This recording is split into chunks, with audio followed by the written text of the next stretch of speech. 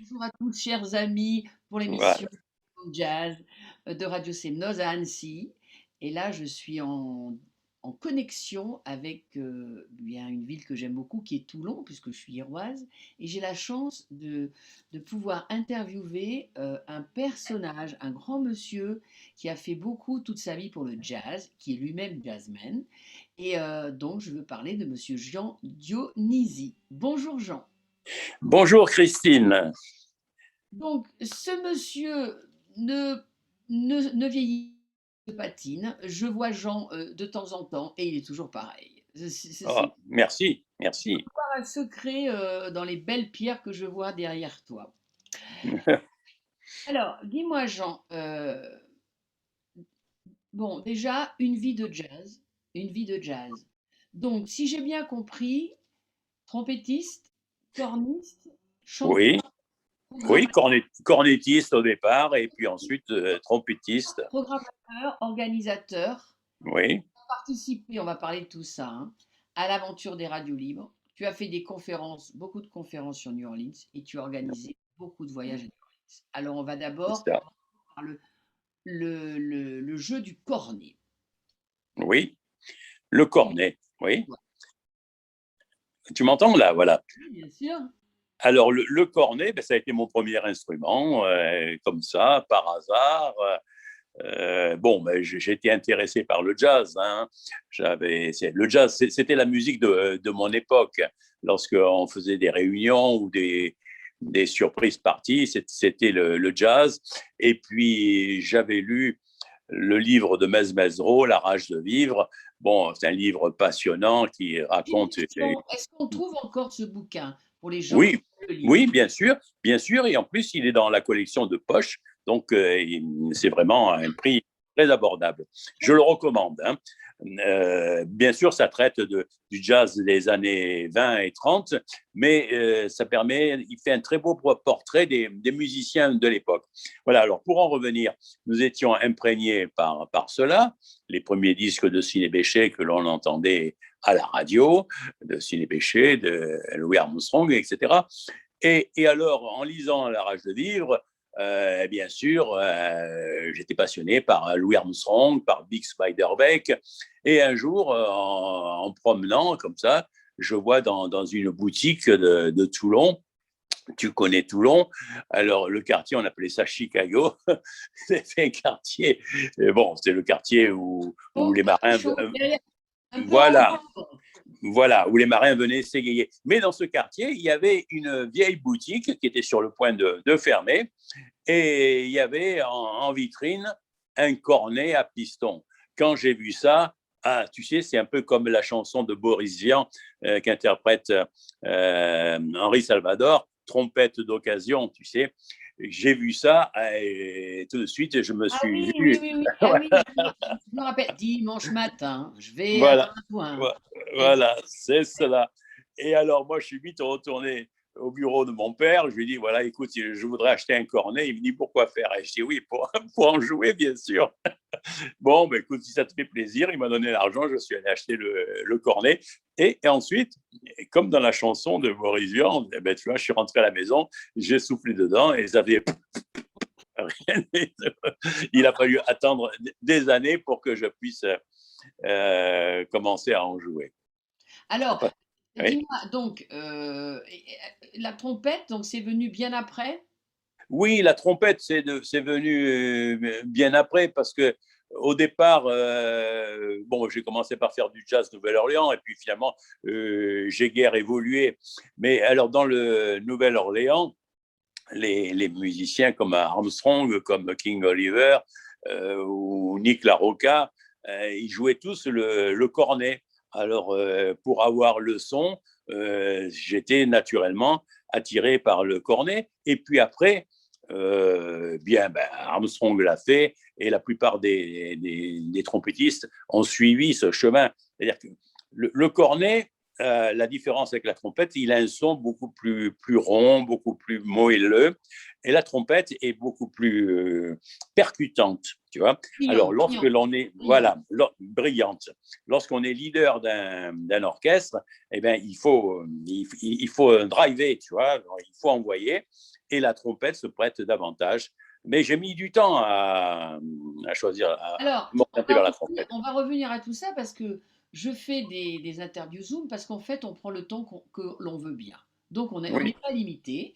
Et c'est super parce que on est toujours en timing maintenant. Et là, on a le temps. Alors, le chant est arrivé comment? Parce que tu chantes. Alors, le chant est arrivé comme ça, on va dire presque par accident.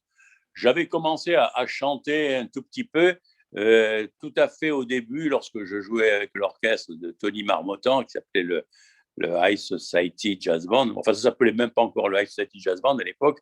On avait fait un petit disque à compte d'auteur, et il y avait une chanson, il y avait Bill Bailey, Want to Please Come Home, et il m'a dit, tiens, ça serait bien que tu chantes. Alors, j'avais chanté, mais et puis ensuite, je n'ai plus chanté du tout, tu vois. Ah, Et, d'accord. et c'est beaucoup plus tard, je sais pas moi, 20 ans plus tard, que je me suis mis à chanter comme ça. Et on m'a dit, tiens, ben c'est bien. Bah oui, Alors, tu avais bien l'allure pour faire ça. Tu as bien aussi l'allure d'un chanteur. Alors, ouais. on va revenir à ça plus tard. Mais, Euh, oui, alors, par exemple, mais ouais, si tu veux une anecdote, si on a le ouais, temps, vas-y, mais hein, bien sûr. hein, par exemple, il y a quelques années, enfin, il y a quelques années, on va dire, il y a 15 ans en arrière, Oui. un jour, il y a une dame qui rend visite à ma sœur et qui lui dit, ah, j'ai vu une affiche ou un article et on parle de votre frère, le chanteur, etc. Et ma sœur, elle dit, mais mon frère, il n'a jamais chanté. C'est pour te dire qu'à la maison, je n'ai jamais chanté et ma famille ne savait pas que je chantais. D'ailleurs, je suis le seul dans la famille, personne ne chantait. Bon, alors ensuite, on va revenir un petit peu à ça aussi. La fonction, parce que tu es un homme avec plein de fonctions, programmateur, c'est arrivé bien après la programmation. Oui, c'est arrivé. J'ai commencé à programmer on va dire, en 68. C'est quelque chose qui t'a plu, qui te plaît Oui, toujours? ah ben oui, ça m'a plu parce que on avait créé une association de jazz qui s'appelle Jazz Méditerranée Ah oui. avec Tony Marmottan. Et puis, il m'a bombardé président. Alors, président, je regardais un peu ce que faisaient les autres présidents de clubs et j'ai vu qu'il Qu'est-ce qu'il y y avait avait à des l'époque concerts. comme club? Il y avait quoi comme club? Tu regardais quoi à l'époque? Eh bien, il y avait à Paris, il y avait le Jazz Club de Paris, enfin, rue Les journaux Chaptal, au rue Chami Chaptal. les petits journaux Saint-Michel? Voilà. Ah non, non, non, Oui, non. et pas ça. Ah non, non, non, non, non, c'est venu bien, Ah, c bien après. Non, non, il y avait Delaunay, donc, qui dirigeait le Jazz Club, enfin, plus précisément la revue Jazzot, et puis il y avait Hugues Panassier, qui, lui, était président du Hot Club de France, et ils organisaient des concerts. Panassier avait organisé le premier festival de jazz mondial à Nice en ah 1948. oui, donc Tu vois. monsieur Panassier, donc j'ai entendu parler Oui, même, a organisé, c'est important de savoir aussi, hein, de revenir un peu à nos sources, donc le premier concert international de jazz en France. oui, oui, c'est ça. Ah, Et mondial, parce qu'il n'y avait jamais eu de festival de jazz. Et il a organisé ça avec le concours, je crois, de la mairie quelle de Nice. différence pour les jeunes? Ils savent pas. Jazz Club de France, Hot Club. Tu vois? Ben, c'est-à-dire qu'au départ, ça a été le Hot Club de France qui a Oui. été créé dans les années 30 par un certain Nourri, je ne me souviens plus de son prénom, mais Nourri, qui a été vite rejoint pratiquement tout de suite par Charles Delaunay D'accord. et Hugues Panassier. Donc, c'est eux les créateurs ça s'appelait donc le Hot Club de France. Ces gens-là, Et ils étaient allés outre-Atlantique ou le jazz était venu vers eux en France? C'est des gens qui le, avaient ja- déjà voyagé le, en bateau? le jazz était venu vers eux. Très bien. D'ailleurs, lorsqu'on lit les bouquins de Panassier, 12 années de jazz et autres, il raconte que à Paris, c'était un événement lorsqu'un musicien américain arrivait. Tu vois. Alors, ils allaient, ils couraient voir un musicien américain parce qu'ils recevaient quand même quelques disques de jazz, mais tu vois, un peu pêle-mêle, les disques de, alors, il y avait les disques de Bix Beiderbecke, il y avait les disques de Paul Whiteman. Alors, Paul Whiteman, c'était un orchestre, un grand orchestre, mais un orchestre plutôt très commercial, tu vois, du jazz, tu vois, pour grand public. Mais les gens connaissaient surtout ça, parce que, bon, ben, on ne va pas rentrer dans le détail, mais c'était Mais est-ce que tu penses que des orchestres blancs, tu vois, des orchestres blancs qui étaient plus diffusés que les orchestres de musiciens noirs. c'est peut-être Et pour qui... ça que, par exemple, à Marseille, alors déjà les ports comme Marseille et Toulon, il y avait des arrivages de bateaux. C'est peut-être pour ça que Jean, à l'époque, avait créé le pêle-mêle. Peut-être d'où le nom, peut-être. Ah, Moi, je sais oui, pas. Pourquoi pas? Tu me dis oui, pêle-mêle. pourquoi Mais moi, pas, oui, oui. pêle-mêle, ça m'inspire ça. Oui. Dis-moi, est-ce qu'il y a une différence pour toi entre programmateur, organisateur? Parce que c'est pas la même chose. Tu as organisé aussi, on va en parler aussi après, beaucoup de choses. Oui, oui, oui, oui. Disons que j'étais plus que programmateur. Non, j'étais surtout organisateur et on va dire producteur, si tu veux, producteur entre guillemets, parce que lorsque j'ai organisé mon premier concert de jazz, c'était à Château-Vallon. Ouais. Château-Vallon, à l'époque, n'avait pas d'argent, moi non plus d'ailleurs. Et quand je leur ai dit, eh ben, écoutez, moi, je peux vous organiser 3 concerts de jazz, on va faire un festival de jazz. J'ai commencé tout de suite par faire un festival de jazz. Enfin, j'appelais ça du nom pompeux de festival, mais 3 jours de jazz, mais je n'avais pas un rond. Il y avait Autrement dit, rien à tout, et il y avait rien à Toulon. Il n'y avait pas de festival. ah non, non, non, il n'y avait pas de Festival. festival. Le seul festival qu'il y avait, donc comme je t'ai dit tout à l'heure, il y a eu un festival en 1948 à Nice. Ensuite, il n'y a plus de festival jusqu'en 1958. Ah oui. En 1958, il y a eu un festival à Cannes. Alors, ce festival était organisé par Charles Delaunay et la revue Jazzot. Dans ce festival, c'est là que j'ai vu Ciné Béchet, tu vois, juste quelques mois avant sa mort. Si tu veux, il y avait qui dans ce festival? Ciné Béchet, Dizzy Gillespie, Bill Coleman, Ella Fitzgerald, Tu l'as vu etc. combien de fois? Et là, fais-moi rêver. Tu l'as vu combien? Ah, moi, je l'ai vu 5 ou 6 fois, tu vois. Hum, hum. Euh, Bon, oui, oui. dis-moi. Et donc, Vas-y. après 1948, il n'y a plus rien eu Ouais. jusqu'à 1958, je crois. Et c'est là que ça a démarré à Juan-les-Pins. Voilà. Et Ah, puis après, c'est il bien à y a eu un savoir problème. ça. Il y a eu un problème. Il y a eu une interruption. Il y a eu une interruption, je ne sais pas pourquoi, pendant quelques années. C'est devait être autour de 1968, 69 par là. Et moi, donc, j'ai eu l'idée, comme ça, à Toulon, parce que Château-Vallon, c'est un lieu extraordinaire. Je me suis dit, pourquoi ne pas faire des concerts de jazz? Mais donc, pour répondre à ta question tout à l'heure, je n'étais pas programmateur, mais j'étais organisateur ou producteur, comme tu veux. Voilà. Bon, alors ensuite, on va revenir à ça. Alors, quelque chose qui m'intéresse. Alors, c'est très passionnant tout ce que tu dis parce qu'on a envie, les jeunes musiciens aussi, je sais, regardent ces émissions et ont envie de savoir plein de choses. Et il y a aussi quelque chose qui me tient à cœur puisque tu as participé à l'aventure des radios libres, quand même. Oui, c'est Tu es ça. animatrice depuis pas très longtemps et c'est un monde fabuleux. Ah oui, oui.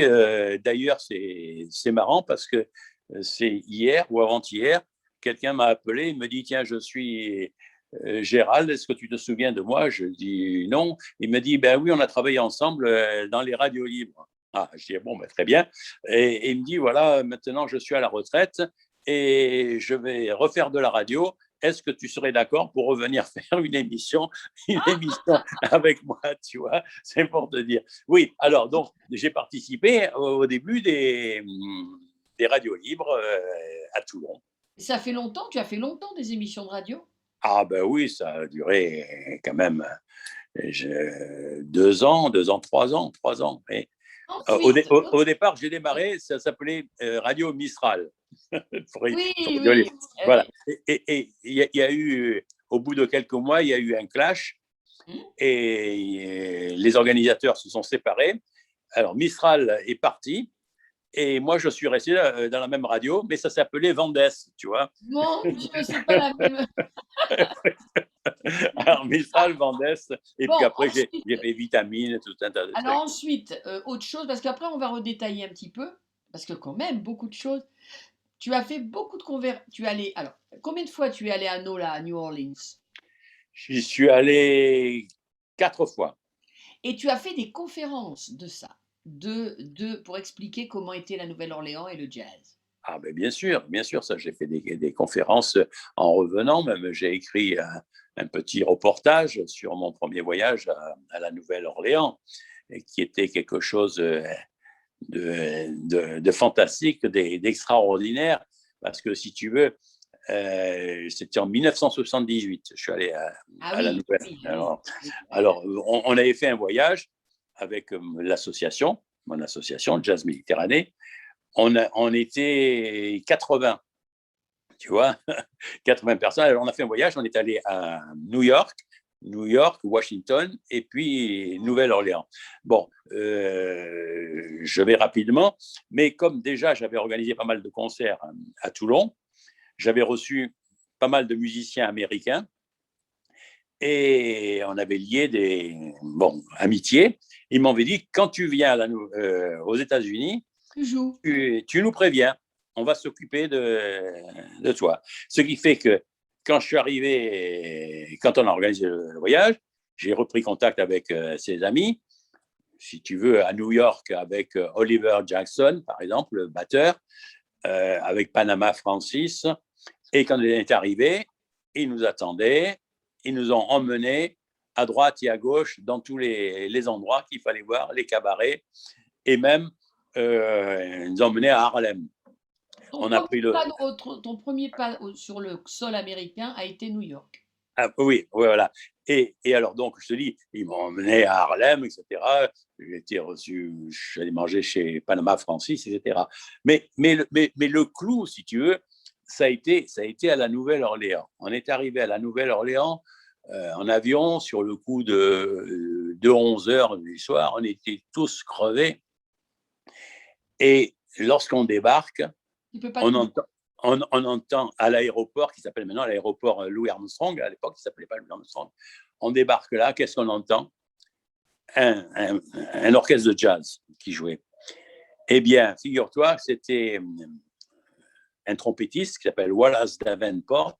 Davenport, oui. Voilà, qui avait réquisitionné des musiciens. Ils sont venus pour nous faire l'aubade à la descente de l'avion.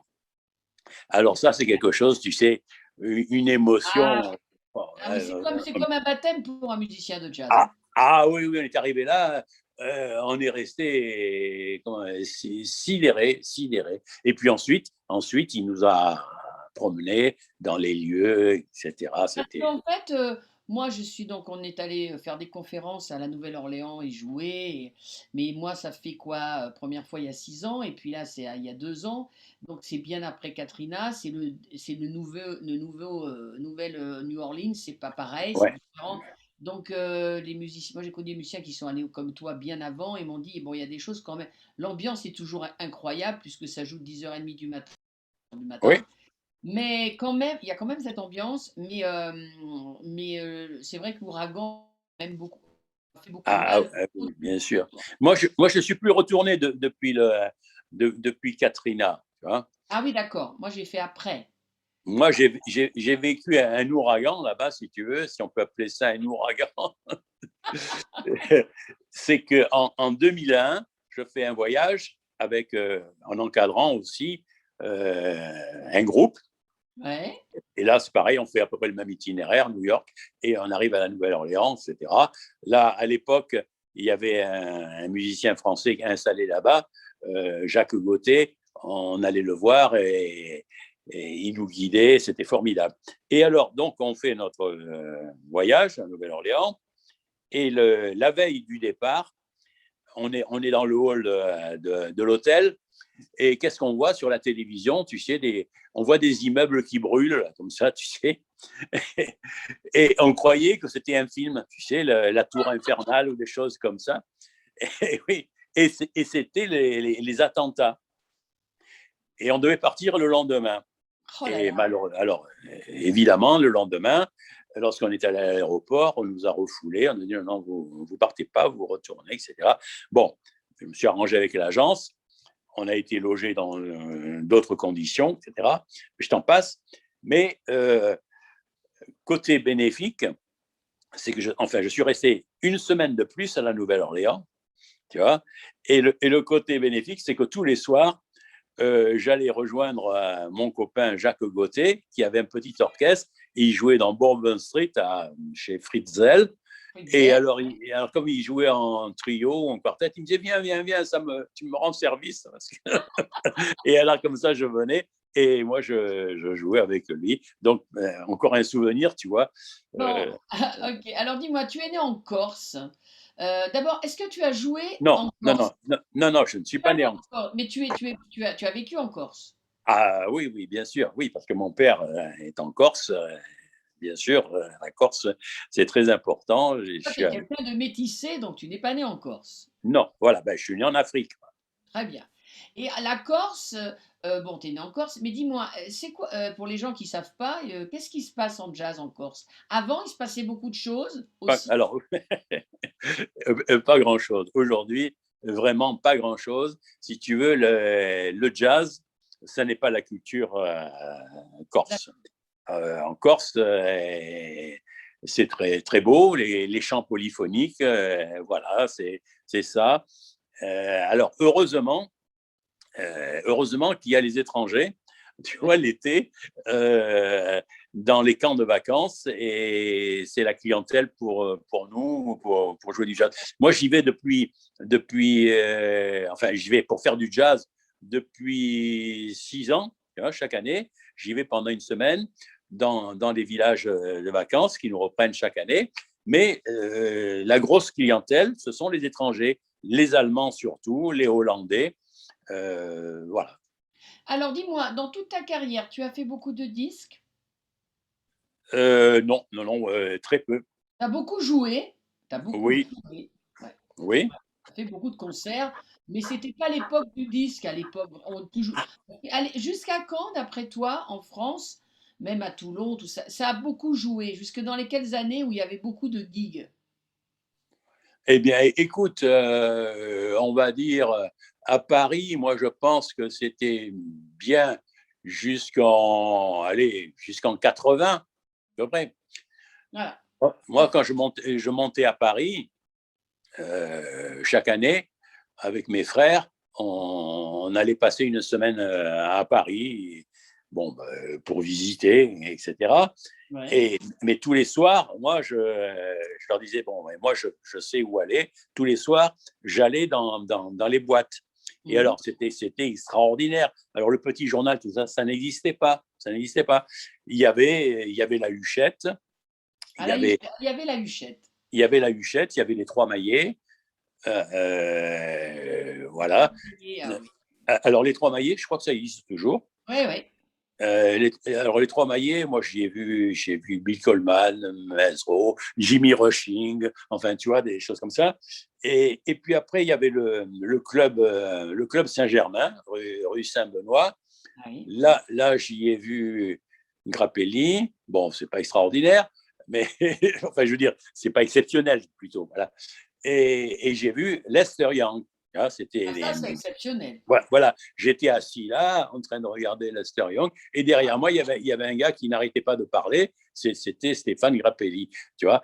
Mais voilà, oui, oui, moi, je le connaissais pas encore, mais il parlait, et puis il disait aux gens, Alors, il parlait en anglais avec des gens. Il disait, vous connaissez Django Reinhardt? Alors, les gens ils disaient, oui, oui. Ah, eh bien, j'étais son partenaire. Alors, du coup, moi, quand j'ai entendu ça, je me suis retourné.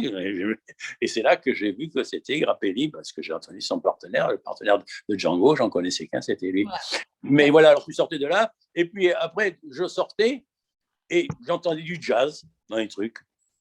Et des petites boîtes comme ça. Il y en avait une qui s'appelait le Riverside. Oui. Et je rentrais là, il y avait du jazz. Et puis alors après, il y a eu le Vieux Colombier. Ah, ça, j'ai pas entendu parler. Ouais. Ouais, le Vieux Colombier, c'est là que jouait Ciné Béchet, tout le temps avec Claude Luther. Et puis Il les y en avait musiciens. un aussi avec, d'ailleurs, c'est pour ça on dit faire le bœuf, le toit sur le bœuf, c'est ça? Ou Le bœuf sur le toit. sur le toit? Le bœuf sur le toit. Mais ça, je ne l'ai pas connu, mais je crois que ça existe toujours, ce cabaret. Mais ça c'est les années 20, les années 20-30. C'était un endroit où se retrouvaient les musiciens, mais pas que les musiciens de jazz. Hein. Alors, on dit effectivement que l'expression faire le bœuf, ça vient peut-être de là, parce que les musiciens allaient se retrouver au bœuf sur le toit. Alors dis-moi, tu as rencontré Duke Ellington? Oui, ben, Waouh! je l'ai plus que rencontré. Raconte-nous, raconte-nous! Eh bien, Duke Ellington, si tu veux, ben, c'était juste après les concerts de Château-Vallon que j'ai fait donc les festivals. Le premier, donc je t'ai parlé. Le second, j'avais fait. Il y avait Joe Jones, Buddy Tate, Milt Buckner, Bill Coleman, etc. Et quelqu'un à la fin me dit, oh, c'est formidable, etc. Alors l'année prochaine, qui vous faites venir? Alors moi, je dis comme ça, Duke Ellington, tu vois, je lance. Ah oui, ça serait bien. Je dis oui. alors, ce qui fait que j'y ai pensé et j'ai pris des contacts. Ouais. Et c'était très difficile, non pas de prendre des contacts, mais c'était très difficile parce que il fallait le faire venir des États-Unis, tu vois. Hein. Et alors, il y avait un avantage et un inconvénient, c'est que nous avions un collègue président de club, producteur, comme tu veux, le docteur Charvolin d'Orange, qui, lui, voulait faire un concert de Duke Ellington, même 2 concerts de Duke Ellington, au théâtre antique d'Orange, pour faire suite aux chorégies. Hein, les chorégies qui ont lieu chaque année, avec des artistes lyriques, bien sûr. Et il avait dit, moi, je vais lancer les jazz chorégies et je voudrais voir Duke Ellington. Il avait obtenu, je pense, des subsides de la mairie, ce qui fait qu'il avait traité avec lui. Mais seulement, il voulait l'exclusivité, tu vois. Alors, pendant des mois, nous avons bataillé pour que l'exclusivité soit résiliée, tu vois.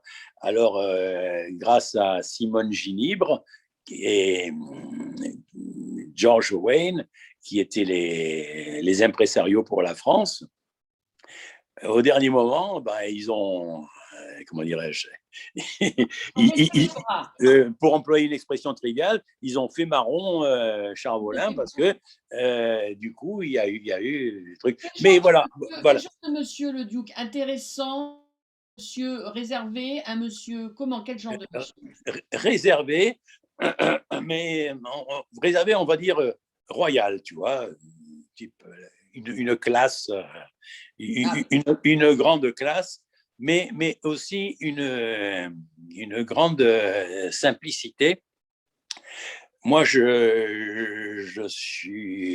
l'ai vu donc pour le concert de Toulon qui avait lieu au stade Mayol. Alors, dans son contrat, il fallait qu'il ait une loge comme ceci, comme cela, et surtout avec un sofa, tu vois. Il fallait qu'il y ait un sofa dans la chambre pour qu'il puisse, dans la loge pour qu'il puisse se reposer. Alors, comme c'était au stade Mayol, il n'y avait même pas de loge. On avait bloqué un vestiaire. On avait acheté de la moquette, tu vois. On avait mis de la moquette, on avait bien décoré ça. Et j'avais un copain qui avait un salon de coiffure. Je lui ai emprunté une bergère, Louis XV, tu vois, ou Louis XVI, Enfin bref, ça n'a pas une grosse Non, importance. mais en fait, Voilà. c'était chouette, quoi. Vous avez fait un cadre pour Duke. Voilà, mais la bergère était quand même assez petite. Ce qui fait qu'à l'entracte, Duke Ellington, quand il se reposait dans la bergère, il était comme ça, recroquevillé dedans, il avait les pieds, tu vois. Mais il aurait pu râler, Lauriette. il n'a vraiment pas râlé, il a été très sympa. Et je te dis, pour revenir à la question que tu me posais, c'était quelqu'un de très sympathique, parce qu'après le concert, j'ai dit voilà, on voudrait vous offrir le champagne au Grand Hôtel sur la place de la Liberté. C'était le Grand Hôtel. Pas de problème, etc. Tu vois, après le concert. Donc, il est venu boire le champagne avec nous. Très lucide quand même, parce que euh, le gars, il y avait le représentant de Moët et Chandon qui avait mis une bouteille de Moët et Chandon bien orientée pour qu'on voit l'étiquette sur les photos, tu vois. Et Duke Et- Ellington, quand il a vu ça, tu sais, doucement, tout en discutant, comme ça, il a retourné la bouteille pour pas qu'on le voit. Et puis, un détail en partant, parce que après cette réception, il a dit, moi, maintenant, je vais aller me reposer, alors que les musiciens, eux, sont venus faire la jam à la tomate après. Bref. Et en me quittant, il me dit, moi, je vais me reposer maintenant. Alors, on se reverra, puisqu'on devait se revoir à Orange. Et là, il me fait la bise, tu vois. À l'époque, on ne s'embrassait pas, tu vois, très rarement, c'est pas comme Ah oui, aujourd'hui. surtout les Et alors, Américains. Ah oui, oui, oui. voilà, il me fait la bise, et alors moi, je l'embrasse, bien sûr, et il me fait la bise une fois, deux fois, ah, j'ai bien, trois fois, quatre fois. Ah, je dis, ah, il me dit, oui, c'est comme ça qu'à Paris, on s'embrasse. Ah, c'est mignon. Oui, Bon, oui, alors tu as enregistré donc, tu as organisé donc à Château-Vallon, à la Tour Royale, au Stade Mayol, à l'Opéra d'ailleurs, j'ai eu la chance il y a très oui. longtemps de venir chanter là-bas aussi, et c'était super. Alors, donc Duke Ellington, là tu as rencontré quand même un géant. Ensuite, étant quand même aussi, à part animatrice chanteuse, en vocaliste, à l'époque, qui tu aimais ou qui as eu la chance d'aller voir, ou voilà. Avec, je parle des grandes voix.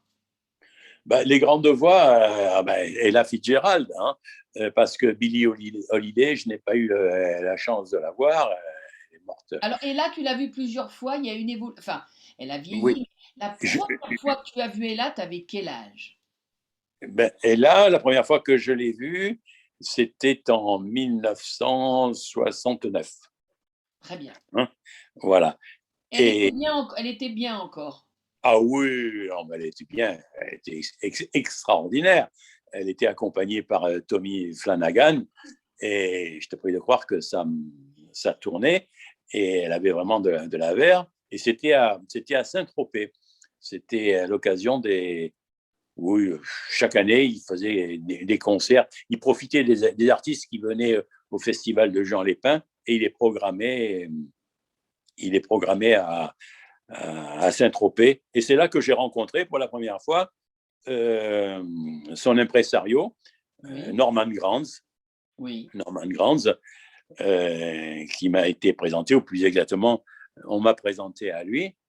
Et il me dit, suite à la conversation, il me dit tout d'un coup, comme ça, de but en blanc, tu veux introduire Ella Fitzgerald, enfin introduire, Oui, oui. c'est comme ça, hein, Ouais. Tu veux la présenter au public, quoi. voilà, voilà. Ah, moi, je suis resté bête, bête comme ça. J'ai dit non, non, non, non, non, non, non, je bafouille. Non, non, non, non, non. Et oui, oui, tu vois. Alors, il y a des gens qui m'ont dit, ah oui, c'est Pierre Muller qui m'a dit le jour, ah, pétard, alors là, quelle chance tu as raté. Ah, j'ai dit oui, ma foi, Tu sais, oui, à petit niveau, parce que bon, oui, à petit niveau quand même, un de mes pianistes préférés, j'adore Monty Alexander, et donc on a eu la oui. chance de le recevoir à Annecy, et je l'ai reçu la veille toute seule, on a parlé un peu, j'ai versé une petite larme, tu vois, voilà, et quand je l'ai présenté avec Philippe, c'était quelque chose. Ah Quand oui, oui, quand tu oui, oui, présentes oui. quelqu'un qui, bon, j'adore Monty Alexander, c'est quand même un monsieur qui a joué avec beaucoup de monde, hein. Comme j'aurais pu c'est parce que c'est la question qu'on a envie de te poser. Michel Petrucciani, tu l'as bien connu, tu peux nous en parler parce qu'il est, j'allais souvent voir, enfin jouer, à répéter avec Tony dans sa maison avec sa maman aux quatre chemins des routes là. Est-ce que Michel pour toi? Alors, Michel Petrucciani, parce que qu'est-ce qu'on en Eh, pense de Michel aux eh États-Unis? bien, Michel Petrucciani, il était pratiquement toulonnais. Enfin, sa famille Ouais, était toulonnaise. Lui, il est né, on va dire, par accident à Orange, je crois, ou dans le coin, parce que son père avait un commerce dans le coin, ce qui fait qu'il est né là. Mais, si tu veux, alors, le premier concert de Michel Petrucciani à Toulon, c'est moi qui l'ai organisé, moi et mon association. Et je vais te dire comment ça s'est waouh, passé. waouh, Eh oui, oui, c'est ça. C'est parce que nous avions à Toulon, donc on avait une cave où on jouait, et on jouait avec un guitariste qui s'appelait Michel Petrucciani. Tu vois, c'était son oncle qui s'appelait lui également Michel Petrucciani. Et un jour, ce Michel Petrucciani, guitariste, il fait écouter à un copain à moi, Michel Legat, qui organise, je ne sais pas si tu connais, Michel Legat, qui était avec moi dans Jazz oui, Méditerranée. oui, Maintenant, c'est lui qui organisait les concerts au Fort Napoléon. Voilà. oui, oui. Et alors, il rentre et à une de nos réunions, il dit, voilà, écoute la bande que m'a apporté le guitariste Michel Petrucciani. Il nous fait écouter cette bande. Et à l'époque, Michel Petrucciani, il ne jouait pas du piano, il jouait de l'orgamon. Il jouait du B3. Il nous a fait écouter ça, et ben on est resté, hein, comme on dit vulgairement, on est tombé sur le cul. Et du coup, on a décidé d'organiser un concert de Michel Petrucciani à Château-Vallon. Mais c'était en hiver, donc c'était dans une petite salle. Voilà. Ça allait être. Et voilà. Et donc, il est venu là, il jouait avec Tony, avec son frère Louis à la contrebasse, et il devait y avoir un batteur, D'accord. je sais plus qui.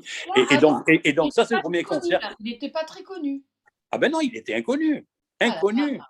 Inconnu. Alors, et je vais te dire, et la première fois qu'il a joué à la grande parade du jazz de Nice, ce grand festival, eh bien, c'est un copain à moi qui est programmateur, il s'appelle Vignola, qui m'a téléphoné en me disant, Jean, est-ce que tu peux me donner les coordonnées de Michel Petrucciani parce qu'on voudrait le faire venir à Nice, tu vois? Et c'est moi qui lui ai donné les coordonnées. Et c'est là que Michel Petrucciani, quand il est venu à Nice, il y avait tous les musiciens américains qui venaient l'écouter comme ça, du bas de la scène, ils étaient là, ils écoutaient émerveillés, tu vois. Ils étaient surpris d'entendre ça. Voilà. Et toi, Jean-Pierre Mignola, donc il a toujours organisé un peu enfin là, depuis les Oui. dernières années, des croisières jazz. Toi, tu as fait des croisières jazz, tu as joué sur des bateaux, tu as organisé des choses ou non? Non, non, non, non, non, je n'ai jamais fait ce genre de D'accord. non. Alors, très bien. Après, il y a une histoire aussi de programmation dans un très bel endroit aussi qui s'appelle le Théâtre Galie aussi. Oui, mais alors au Théâtre des Galiers, je ne suis pas resté longtemps. Non, programmation, si tu veux, c'est surtout, pour moi, la Porte d'Italie, le café-théâtre de la Porte d'Italie à Toulon. Là, D'ailleurs, tu as reçu Scott Hamilton, on était des voilà, là, j'ai programmé pendant 20 ans quand même à la Porte Tu as d'Italie. programmé là ces gens quand j'ai vu marquer. Parce que j'ai vu que qu'il y a eu des productions, Lionel Hampton, il y a eu du Memphis Slim, il y a eu Chet Baker, Dexter Gordon, tout ça, ils sont Oui, partis où, tous ces gens-là? En black. alors, oui. Alors, si tu veux, Errol Garner, je l'ai programmé et produit, organisé, si tu veux, à l'Opéra de Toulon. Oui. Memphis Yes, Slim aussi, yes, à l'Opéra de Toulon et aussi à la Tour Royale. Chet yes. Baker, c'est à Château-Vallon. Dexter Gordon aussi, c'est à Après, dis donc, Château-Vallon. mais j'ai vu marquer aussi Michael Tyner quand même, hein. McCoy Tyner, c'était à hier. Ah, c'était hier. À D'accord. hier. Mais ça a été une catastrophe parce que là, je n'étais que programmateur et il y avait un énergumène adjoint à la culture de la mairie et qui voulait se faire mousser et qui a dit Monsieur Dunizy, vous êtes dans le jazz, j'aimerais faire un festival de jazz, etc., etc. Et il s'est occupé de rien du tout. Ouais. Moi, je me suis occupé de lui trouver les artistes, de programmer, de faire un petit truc comme ça. Mais il s'est occupé de rien du tout, ce qui fait que le concert de Mike Reuteiner, écoute, C'était pas terrible. il devait y avoir 60 personnes, Mon Dieu, tu vois, mon Dieu. tu vois. Alors Alors, dis-moi, qu'est-ce que vient faire dans toute cette liste que j'ai vue monsieur John Lee Hooker? John Lee Hooker, oui, Eh, boum, boum, boum, boum. eh oui, eh oui, eh oui. Eh bien, En blues, tu as reçu John Lee Hooker quand même. oui, oui, oui, 2 fois. John Lee Hooker, une première fois, dans un truc qui s'appelait le Femina Musical à Toulon. C'était dans la rue Victor Clapier. Ah oui, Victor C'était, Clapier. Il y a un voilà, piano bar là. Ah non, c'est rue Picot, piano bar. ouais, ouais, Derrière le cinéma, en descendant vers ouais. le grand. Ouais. D'accord. Non, non, mais la rue Victor Clapier, c'est au-dessus, c'est-à-dire, c'est quand tu montes la place de la Liberté, c'est la Oui, dernière rue à droite. Et d'accord. là, il y avait tout de suite un grand cinéma qui s'appelait le Femina, Oui. mais qui autrefois avait été musical aussi. Et j'y ai organisé des concerts, puisqu'ils avaient une scène, ils avaient vraiment une scène de musical. Et là, j'avais organisé un concert où il y avait plusieurs, ça s'appelait From Mississippi to Kansas City. Hein, il y avait au même programme, il y avait Jay McShann, pianiste de Kansas City, dont le plus grand titre de gloire, c'est d'avoir eu Charlie Parker dans son orchestre.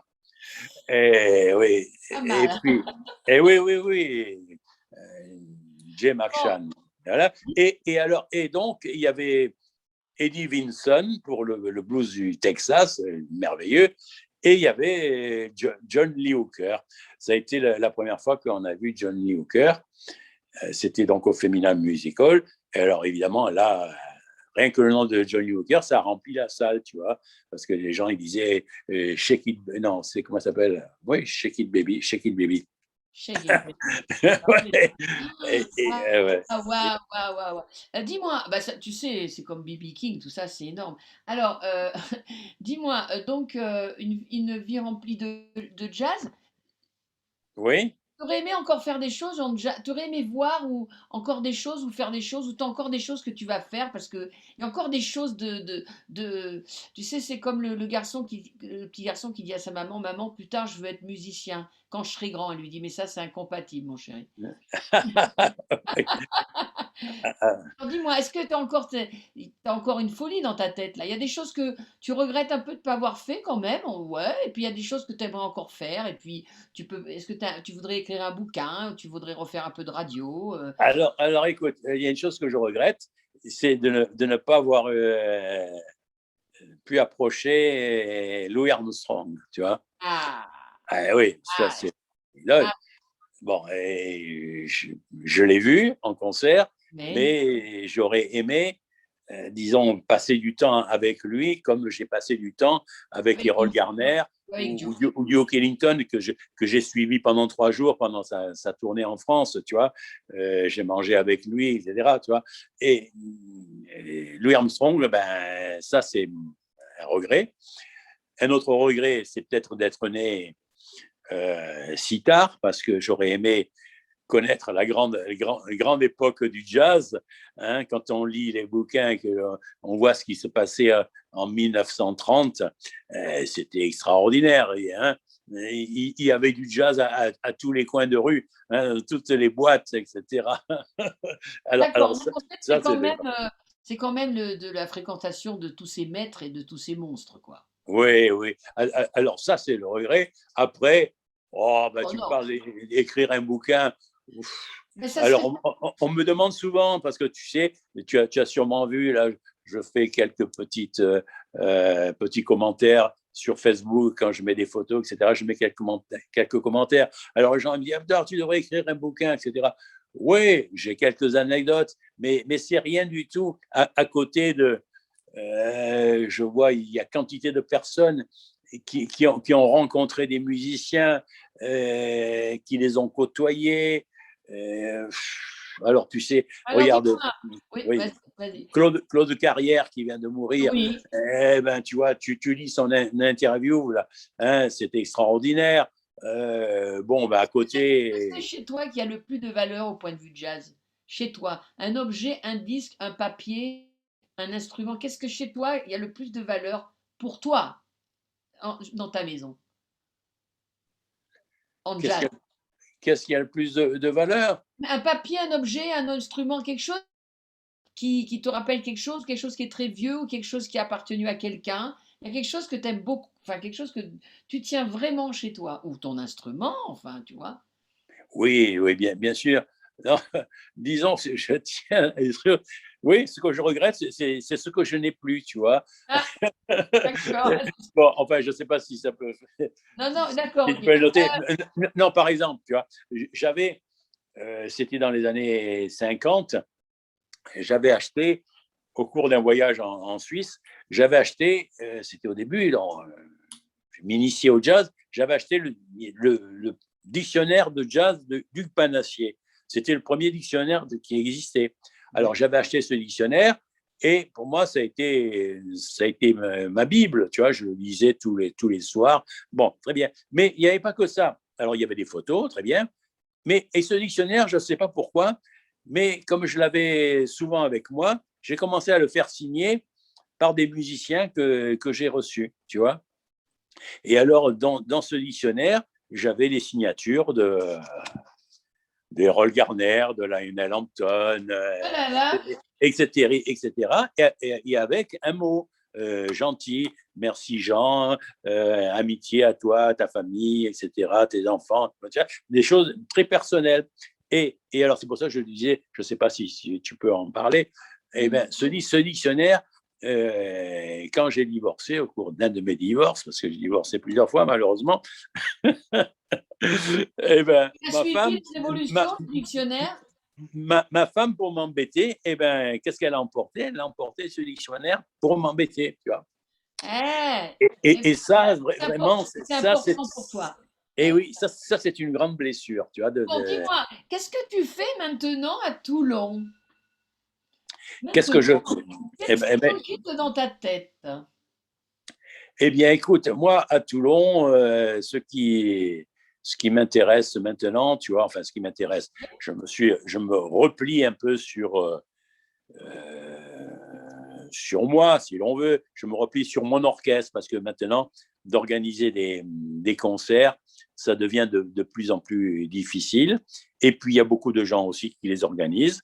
Donc, moi, quand j'ai commencé à organiser des concerts, c'est parce que il y avait très peu de personnes qui organisaient des concerts. Donc, de faire venir un grand musicien à Toulon, c'était vachement important. Aujourd'hui, ça l'est moins parce que les grands musiciens, ils passent de partout, puis on les voit à la télévision, on les voit très bien. Tandis qu'avant, on ne les voyait pas. Hein. Donc, quand on voyait Roll Garner, on bavait rien qu'à le voir, tu vois. Bien sûr. Alors, à Toulon, donc maintenant, ce qui compte, moi, les derniers temps qui me restent encore, j'aimerais continuer à jouer et jouer la musique que j'aime avec des copains. Et puis, on va essayer d'arriver, comment Est-ce que dirais-je. les, est-ce que les jazzmen, c'est un peu une race à part? C'est pas comme les bluesmen, les musiciens classiques, les musiciens de soul. Les jazzmen, ils sont comment les jazzmen? C'est des gens comme rigolos, c'est Ah, des gens jazz. C'est quand même à part un peu le jazz. oui, mais je crois que c'est tous les artistes. Tous les artistes sont à part. Hein. Les artistes, hein, si je peux me considérer comme un artiste, on n'est pas des gens comme les autres. Hein. Ouais. Hein. Il faut le reconnaître. Ça serait à refaire, ça serait à refaire, tu referais du jazz. Ah oui, oui, oui, oui, Tu ce sera ferais refaire. d'un autre instrument? Tu ferais d'un autre instrument? Non, non, je rejouerai de la trompette, mais parallèlement, je jouerai du piano parce que ça me permettrait, tu vois, comme ça, en vieillissant, de pouvoir jouer sans, avec moins d'efforts. Ah ouais, c'est difficile, hein. c'est difficile. Mais la trompette, c'est un instrument très, très, très difficile, hein. On me l'a dit au départ. On m'a dit, mais pourquoi vous choisissez la trompette? Vous savez, vous allez en souffrir plus Pardonne, tard. pardonne. Ah, mais oui, mais c'était un instrument qui me plaisait et il n'y avait rien à faire. Il fallait que ce soit ça. Et puis, Alors ce que dis-moi, si, donc, si tu veux, pour les gens, donc, tu leur dis, tu sais qu'on revient au disque vinyle, donc ça c'est chouette, euh, d'aller par exemple lire la rage de Mesmed, Oui, la rage, hein? Donc ça oui. s'appelle La rage de. Ça s'appelle La rage de vivre. Voilà, rage de vivre, c'est ça. Donc la rage de vivre, de s'intéresser aussi, bah, parce que maintenant, de plus en plus sur YouTube, on voit des vidéos bah, d'années passées. Il y a d'autres bouquins ou qu'est-ce que tu dirais aux jeunes de faire, d'aller quand même à la Nouvelle-Orléans, d'aller aux États-Unis, parce que tu sais qu'il y a de plus en plus de jeunes qui refont de la musique new, hein. Moi, je vais interviewer là. Comment, Uno, là, c'est un Oui, saxophoniste, là, oui, oui, heu, oui. tu vois? Mais il y a plein de jeunes qui aiment cette musique parce qu'elle est festive et elle est remise au goût du jour et parce qu'eux, ils ont plus tout ce que tu as vu et puis tout, tu vois ce que je veux dire? Donc Oui, oui, mais ils ont l'avantage que moi, je n'avais pas. C'est-à-dire que maintenant, tu vas sur YouTube ouais, et tu vois des musiciens comme si tu étais là, tu vois. mmh, Tu vois ça. Il y a tout un tas de partitions qui existent. Moi, à mon époque, ça n'existait pas. Alors, alors on disait, ben, si tu veux jouer, qu'est-ce qu'il faut? Il faut jouer avec d'autres musiciens. Et c'est il ça. fallait, voilà, donc alors c'était vachement important pour les musiciens français d'aller jouer à Paris ou ceux qui pouvaient d'aller jouer aux États-Unis avec les musiciens américains. Ouais. Et aujourd'hui, moi, je comprends les musiciens qui vont aux États-Unis, pas forcément à la Nouvelle-Orléans, tu vois, encore que c'est vrai que lorsque tu vas à la Nouvelle-Orléans, tu Tu en vois reviens encore changé, hein. Tu en reviens changé, hein. Ah là, il y oui, a oui, voilà, voilà, parce que tu vois comment les gens ils perçoivent la musique, et c'est vachement important de voir comment les gens ils perçoivent la musique, parce que ça t'aide à faire peut-être la musique d'une autre façon, tu vois, parce que lorsque tu es chez toi dans tes quatre mesures, dans tes quatre murs, tu penses quoi, tu joues. Tu penses à toi, tu dis tiens voilà ça c'est j'aime ça comme ça, tu fais comme ça, tandis qu'il faut penser aussi à ce que les gens vont ressentir et la façon dont tu vas jouer pour les gens.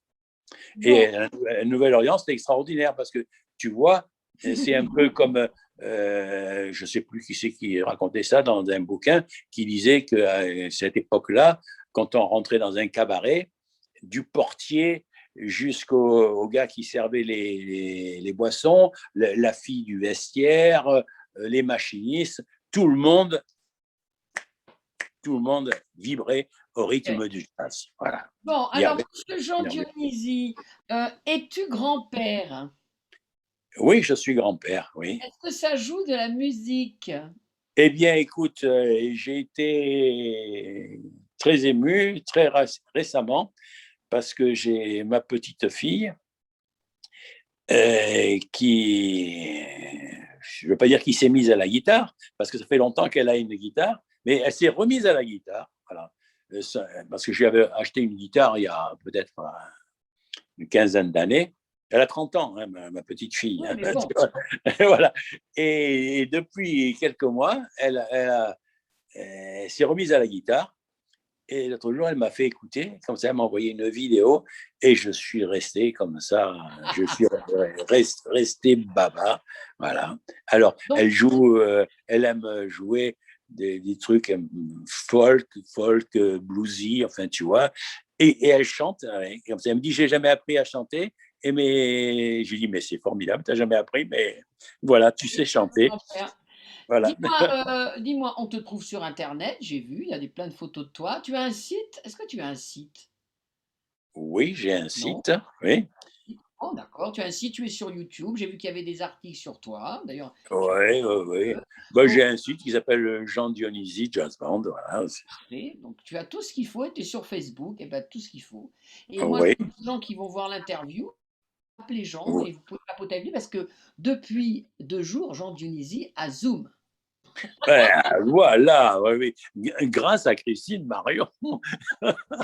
Parce que moi, tu vois, ce genre de truc, je suis une vieille proute. Écoute, je t'embrasse très fort. Eh bien, voilà, donc sur la chaîne YouTube de Radio Semnoz, tout va être sur les réseaux. On va pouvoir te voir et puis voilà, je te fais un très gros bisou. J'espère qu'on va redescendre un peu sur le sud. Là, cette vidéo est faite vers la fin de la pandémie, donc ça a été très compliqué. Voilà, ben, tu me préviens quand tu vas. Mais tu sais, moi, je suis la moitié du temps, je suis à Valence, hein, la moitié du temps. Ah, Oui, d'accord. Ok. oui, oui.